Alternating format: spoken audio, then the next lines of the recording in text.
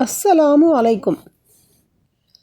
இப்ராஹிம் பின் அப்துர் ரஹ்மான் ரஹிமஹுல்லாஹ் அவர்கள் கூறியதாவது: ஒரு நாள் அப்துர் ரஹ்மான் பின் அவுஃப் ரலியல்லாஹு அன்ஹு அவர்களிடம் அவர்களது உணவு கொண்டு வந்து வைக்கப்பட்டது. உடனே அவர்கள், முஸப் பின் உமைர் ரலியல்லாஹு அன்ஹு அவர்கள் கொல்லப்பட்ட போது அவர் என்னை விட சிறந்தவராக இருந்தார். அவருக்கு கஃன் இடுவதற்கு ஒரு சால்வையை தவிர வேறெதுவும் கிடைக்கவில்லை. ஹம்சா ரலியல்லாஹு அன்ஹு அல்லது வேறொருவர் கொல்லப்பட்ட போது அன்னாரும் என்னை விட சிறந்தவரே. அவருக்கு கஃன் இடுவதற்கும் ஒரு சால்வையை தவிர வேறெதுவும் கிடைக்கவில்லை.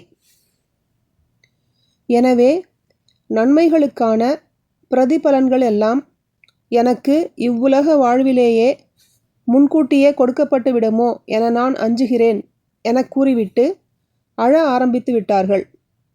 சஹீஹ் புகாரி 1274, அத்தியாயம் 23, ஜனாசாவின் சட்டங்கள்.